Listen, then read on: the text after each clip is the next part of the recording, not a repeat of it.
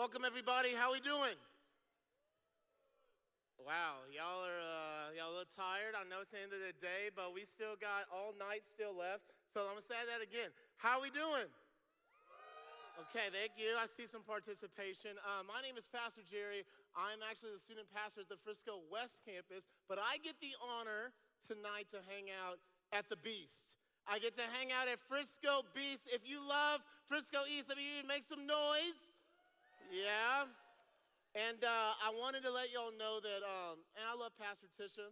I love William, and they love you guys so much. And I know that Pastor Tisha misses y'all so much. She cannot wait till next week. She'll be back hanging out with y'all. So can y'all make some noise if you love Pastor Tisha and William? Yeah. And I want to just let y'all know that y'all's leaders are incredible. I know that they work so hard to serve y'all, to love on y'all, to hang out with y'all. And so if you love your leaders, one last big round of applause for your leaders. Make some noise. Yes. And thank you for choosing to be here. Because I know out of all places, you could have chosen to hang out on Wednesday night. You chose to hang out at the best spot. You chose to hang out at Hope Students. And so give yourself a nice pat on the back. You did it. So proud of you. But also, I want to let y'all know, if you didn't know this, y'all look so good. Y'all look so beautiful. God did a great job, okay? And if you didn't know that, turn to the person next to you and just say, man, God did a great job. Guys, this is not your time to pick up that girl. I see a couple fellas. But I also wanted to say, for the second choice, for the person you didn't turn to, can you just say, I'm so glad you're here? Because we're in week 3. Everybody say week 3. Week 3 of a series called Note to Self. Now, Note to Self is a series that we've been in for the last 3 weeks, and Pastor Will started the series off, and he talked about knowing better doesn't make you better. Remember, knowing better doesn't make you better. That application with what you know actually makes you better. And applied knowledge is the actual, that actually equals wisdom. So applied knowledge equals wisdom. And tonight, if you haven't taken notes this whole series, even though the series is literally called Note to Self, I'm going to help you out tonight, and I'm going to let you know a little thing that I believe that we say at West. I know some of y'all say it sometimes. Pastor Tisha told me, so y'all better got my back, okay? Y'all ready for this? We believe that note takers are. Oh my gosh, all 4 of you knew it. Okay, all of y'all are about to know it. Here we go. Note takers are history makers on the screen. I want y'all to yell back at me very obnoxiously, okay? This is your chance to be obnoxious in church. You ready? Here we go. Note takers are. Yes, holy moly, someone's voice. Oh, you need some water? Yes, they're history makers. Man, we believe we have the Bible because some people chose to write what God was saying to them. They wrote down what God spoke. And I would hate for you to miss out tonight. You come here, you're hanging out at Frisco East, you're like, man, whatever that good-looking dude in the fro said, it was good. I don't remember it, though. You know what I'm saying? I want you to actually write down what God says to you. Because I believe if you will write down, you can go back and reflect and be like, man, God, I remember when you spoke to me. There's nothing cooler than the God of the universe, the creator of everything, speaking to us. So tonight, will y'all agree with me that y'all will take some notes? Y'all good? Okay, here we go. So, by a show of hands, has anyone ever taken an L before? Anyone? And okay, y'all being a little humble. Y'all, I mean, I'm saying, y'all, a lot of people in our life, we all take L's. Whether it's in a game, whether it's in a sport, whether it's with a girl, whether it's with a guy, whether just in life in general, we all take L's. And now I want to share with y'all a little story back when I was in high school about me taking a few L's. You see, I grew up playing video games. I don't know if anybody in here enjoys them or used to. I know that you might be like, no, I don't play that anymore. But I love video games, and whenever I was growing up, I was really cold at Madden and 2K. I'll still destroy you at 2K. Anybody in here, no cap. I heard the false witness over there, no cap. And so I want y'all to know something. I would destroy the computer in Madden like 120-0. I mean, rookie, I'm saying it was on rookie. I don't care, though. I was confident. It was great. But this is the thing. Whenever I went to high school, I started hanging out with some friends, and they were into another game, not football, not basketball. Obviously, you can tell I'm black, so that was kind of what I was into, right? They were into soccer, and I didn't grow up playing soccer at all. I wasn't into like this game very newly. I was fresh to this game. It's called FIFA, okay? Some of y'all be like, oh yeah, I'm really cold at that, right? Y'all play soccer. The thing about FIFA is that I never played soccer. I didn't understand it. It is a video game like professional soccer, right? And so they would teach me. I was pretty bad. I wasn't that great. And it was one of those things that I really enjoyed when we hung out when we played 2v2 because I get to like basically be carried by somebody, right? It was great. But whenever they would ask me, yo, Jerry, you want to play one-on-one? Ooh. I was like, yeah, sure. But every time I knew an L was coming. I knew that an L was literally coming. And I was like, I started to get a little wiser. I started to actually become more self-aware. And I was like, they would ask me, yo, Jerry, you want to play one-on-one? I guess they needed a confidence boost. And I'd just be like, nah, I'm good. I'll play 2v2 though. Because I was confident there, but every time I got in the situation where it was just me and another opponent, I didn't feel that confident. And as like you go on in life, there's maybe some things that you're just self-aware about that you're like, man, I know I'm gonna always lose this fight. Because for me, even now to this day, I don't even touch Rocket League. I don't know if y'all are into that, but I'm probably the worst Rocket League player on the planet. And that, I'm not kidding. I think my 4-year-old nephew is better than me. And that's not a joke. I'm terrible at that game. But one of the things that I've realized is that in all of our lives, there's things we're not good at, and there's L's that we take.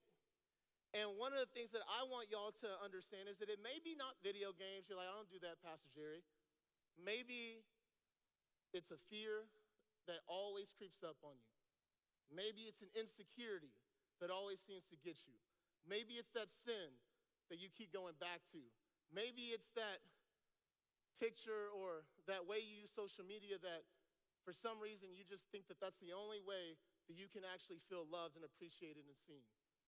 I don't know what the addiction or the fear is, but I do know that we all have taken these L's before. And we keep going back to something that continues to leave us empty. And the question I want to wrestle with tonight, if you're taking notes, I want you to write this down. How do we win against the enemy? How do we win against the enemy? Because if you didn't know it, newsflash for all the followers of Jesus in the room, or those who are like, yo, I just come to church because the girls look good. I'm trying to tell you that there's a real enemy that we all have. There's an enemy that is after our souls, meaning whether you realize it or not, when we die, we will go to one of two places, either heaven or hell. And there's an enemy, some people call him the devil, that wants you to spend eternity with him in hell and suffering. And on this side of eternity, in the life that we live, he wants you to live an isolated, broken, insecure, fear-filled, defeated life. And my hope tonight is that you will begin to understand how to win against the enemy. That hopefully, whenever you're writing these notes, the note to self is that, man, there is a way to win against the enemy. Because I know all of us, we always come back, it seems like, to this same spot in sin, this same spot of defeat, this same place of fear, this same place filled with lies, this same place of addiction. And you may be wondering, man, Pastor Jerry, I've tried so much, I've tried so long. How am I ever going to be free? How am I ever going to win? But I believe that the Bible actually gives us a game plan that my dude James lays out, and it's pretty simple. James chapter 4, verse 7 through 8. It's going to be up here on the screen. It says, submit yourselves then to God. Resist the devil, and he will, is that a word? What? Flee. Anybody know what flee is? To run away. Like, y'all know, I'm not just talking about like, oh yeah, he's going to be like, oh no, I'm sorry. No, he's like, hey, whoa. He's like fleeing. Like when y'all watch Cops, has anybody ever watched that? Like police chases, y'all watch like people just acting dumb and then trying to run away like they ain't gonna get caught. Like he's fleeing. It's like he literally is running away. Like if you were to elementary school and people playing tag, like those kids are like thinking they're about to die. And I want you to understand that the Bible says if you submit to God, resist the devil, he will what? He will flee from you. He will flee from you. And it says that if you come near to God, he will come near to you. Wash your hands, you sinners, and purify your hearts, you double-minded. It's such an interesting word that it starts this whole verse out with submit. Submit. Submit is something that I don't think any of us in the room would probably be like, yo, Pastor Jerry, I'm so good at submitting. If I were to ask any of y'all's parents, they'd be like, oh, no, no. Boo-boo, you was terrible at submitting. I want y'all to understand that submission is something that's not natural to any of us. To submit is actually, it comes from like a military background that, you know, these men and women, they go into the army, they go into the military, and they are literally saying, I am submitted to leadership. They are submitted. That means that they are saying whatever authority is over them, I'm doing what you say. Whatever leader, I'm doing what you say. Like anybody has ever watched like any type of war movie or any person in your family's been in the military, right? Y'all understand that they are submitted, right? Y'all with me? And so I want you to understand that when it says submit to God, that's ultimately saying, man, you're letting God be the chief leader and authority in your life. But we hate this. Turn to your neighbor and say, we hate this. We hate it. And there's this big 5-letter word that is why we hate it. It's called pride. It's called pride. We hate it because we hate being told what to do. How many people in the room hate being told what to do? Oh, come on, look at that. Amen. Look at y'all so honest. Look at y'all loving Jesus. All the people that didn't put their hand up, you lying in church. It's okay. No judgment here. But we all hate it. We hate being told what to do. Because it's one of those things you're just like, bro, I know what's best for me. And our culture tells us, yo, just do you. Don't submit to your parents. Don't submit to your pastors. Don't submit to your leaders. Don't submit to your teachers. Don't submit to God. You do you. It's your body. It's your mind. It's your life. You do you. And I'm telling you that pride is going to be the number one way, the number one enemy, the number one reason why we don't submit. Because for all of us in the room, we have to remember and realize if we believe in Jesus, that means that we acknowledge that we're not good enough, that we need help, that we're not perfect, that we're all screwed up in some way. Is anybody in the room screwed up in some way? Can you raise your hand? Oh, look at all the people. Look at all the screwed up people. Wow, I feel so much better. I'm not the only one. And I want you to realize something. It's okay. That's why Jesus came. He came because he knew that you couldn't be perfect. But I know so badly we hate being corrected. We hate being wrong. We hate messing up. We hate sinning. But at the same time, the only way we're going to resist the enemy is if we first submit to God. We have to submit. We have to submit. Because in order to resist the enemy, you first have to submit to God. Submission comes first, because you will not resist the enemy if you're not submitted. You will not. There's no way you were going to be like, oh yeah, Pastor Jerry, man, I say no to sin all the time. I say no to myself all the time. Bull crap, you don't. You wake up and what is the first thing you think about? Yourself. Oh, who texted me? What notifications I got? What Snapchats I need to open? Man, how I look this morning. You just thinking about yourself. And I want us to understand that that is natural. But we have to say, I am not just trying to live a normal human life. I want to live for God. I have to submit to what he says is best. I have to submit my life to him. And I know it's a hard pill for us to swallow, but I believe that tonight, I want you to understand that God's way is the only way to win. God's way is the only way to win. The only way to actually overcome sin, to resist the enemy, to get him to literally flee from you, to run away, is to do it God's way. There's no other way. I know I'm so sorry. I wish I could get on this stage and tell you that, man, if you give me enough money, You would never sin again. Man, I tell you, if you would just make sure that you look good enough, then you would have no more insecurity.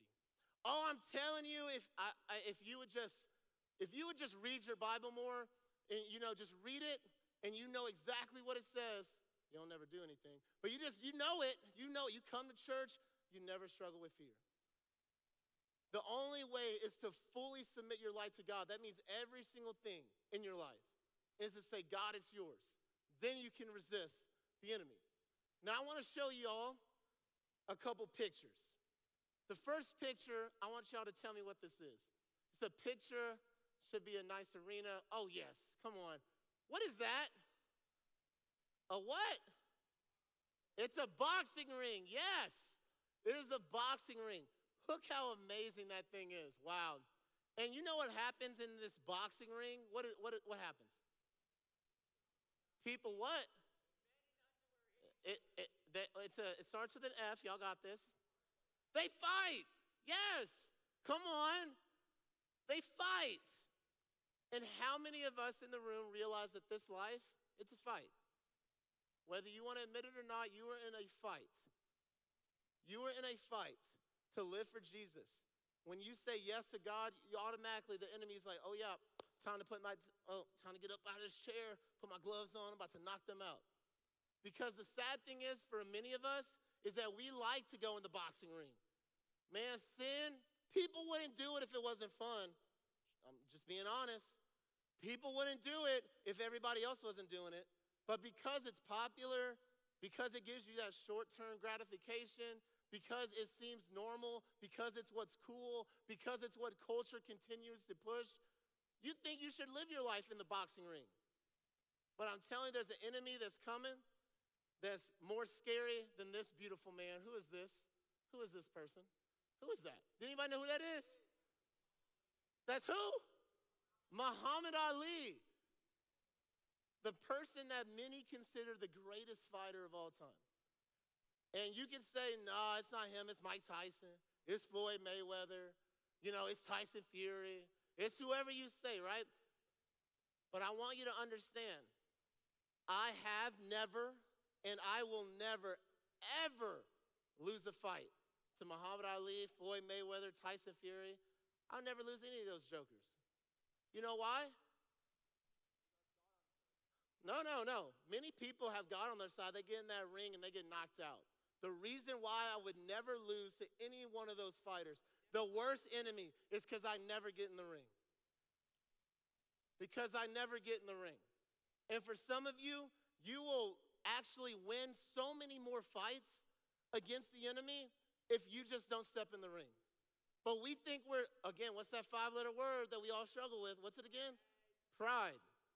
We think that we are strong enough, fast enough, a good enough Christian, smart enough to keep getting in the ring with the enemy, and we think that we're going to knock him out. That, no, Pastor Jerry, nah, I love Jesus. I can go to this party. It's cool. You know what I'm saying? Me and her can hang out late at night. We ain't going to do nothing. Trust me, Pastor, I'm good. Nah, Pastor Jerry, I can hang out with my friends. They drink and smoke. It's okay. I don't do that, though. Yeah, that's not me. No, I can control it. If we hang out, I just take a little sip. That's it. Just a little bit. That's it. I would never get drunk. Are you kidding me? I would never. That's how we treat life, right? Oh, Pastor Jerry, I love social media. I got to keep up with these streaks. I got to send pictures of the wall and the floor to make sure I have the number. You know what I'm saying? But I would never fall into sin. I would never sin inappropriate. Pastor Jerry, I love Jesus. It's crazy how much pride we have until we find ourselves in that position. We put ourselves in the ring over and over and say, I'm good enough to beat you, devil. I'm good enough to beat you. And he has knocked us out time after time after time. And tonight, I want you to realize that the only way you're going to win is to do it God's way, to submit to God. Because you know where God's at? If you put up that picture of the ring again, you know where God's at? God is chilling, if this is the ring, God's chilling way outside the ring. He's chilling way over here. He's chilling. And there's so much more to life than what's inside that ring. Because I know for so many of us, we think that the sin, what everybody in Hollywood is doing, we think that everything that they're doing and hanging out and what they wear, what they say, the songs that certain people play, the movies that we see how romance is supposed to be, can I tell you it's fake? I want you to realize that the ring looks super nice. It looks super fun. And a lot of people have enjoyed their time once they're there, but then realize when they're knocked out, they're addicted, they're trapped. They wish they would never have stepped into it. And tonight, my prayer is that you will understand, just like Pastor William said, Pastor William didn't know what I was talking about, but the fact that, or William didn't know, but the fact that y'all even heard from his mouth that where the Spirit of the Lord is, there's freedom. I'm telling you, God is trying to say something to somebody. That where the Spirit of the Lord is, there's freedom. And I'm telling you, the Lord is not just chilling in the ring like, oh yeah, come in this ring, it's great, sin is so awesome. God desires you to live a life full of joy, peace, purpose. And I promise you it's not inside that ring. It's not inside the sinful life that so many other people that don't know Jesus live. Because if your life looks the same as those who don't know Jesus, something's wrong. Something's wrong. And my prayer tonight for all of us in the room is that we will remember that you will, whether it's a note to yourself, whether it's you put it on your dashboard, whether it's put on your mirror, you just continue to say, man, I'm going to stop getting in the ring. As bad as your other friends want you, they're literally opening up the ropes. They're like, yo, come in here. As much as they want you to, that you will remember that, man, you only have one life. And I would hate for you to continue to waste your life getting knocked out over and over, being trapped over and over, being stuck over and over with the same depressing thoughts, the same fear, the same addiction, the same sin, the same insecurity, the same brokenness. Because for so long, I've dealt with these things and I've had to say, God, I can't do it my way. My way doesn't work. And I wish I could tell you there's a different way, but can I tell you, if you're taking notes, please understand that the truth doesn't change. The truth doesn't change. It's going to always be Jesus. It's going to always be God's way. It's going to always be us saying, I'm submitted to you, God. It's going to be, God, I just need to go spend some time in your word. And like this series saying, not just reading it, actually applying it. Man saying, God, I know that I need to stop listening to that music because that's all I'm thinking about. For some reason, I keep calling girls a female dog, and I don't know why. It's very interesting. God created them, right? And it's like, it's very interesting how we watch certain things and we're like, man, why can't I stop? The truth doesn't change. You can't live like the world and expect to live for Jesus. It doesn't work. The verse that we even read, in verse 8, it says, don't be double-minded. Don't keep doing the same thing you've done. I promise you there's freedom in submission. I promise you there's fruit in you talking to your small group leader, talking to your faith-filled friends, being honest with them about the struggles, praying for each other, talking to God, because that's all prayer is. Does everybody know that? That when we say pray at church, we're literally just saying talking to God. And you don't have to sound all eloquent. You don't be like, thou shalt bless me right now if in this moment if. You don't got to sound all crazy like that. That you have a certain way of talking, and just like any other friend, how you would talk to them, talk to God.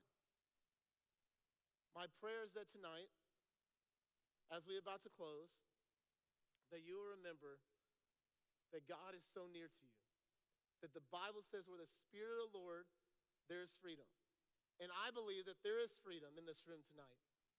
Not through trying harder, not with big promises and good intentions, but through submission to God.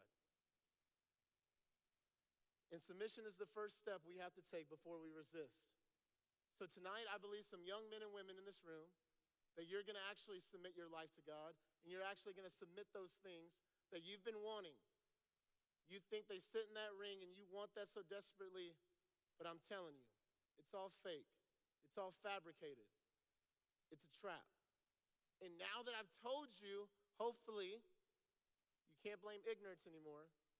You're aware of the same things that you keep going back to, that drug, that girl, that guy, even food, thoughts. I want y'all to understand that you now know that that thing's not going to fulfill you. And God's the only answer. So tonight, will everyone stand up with me?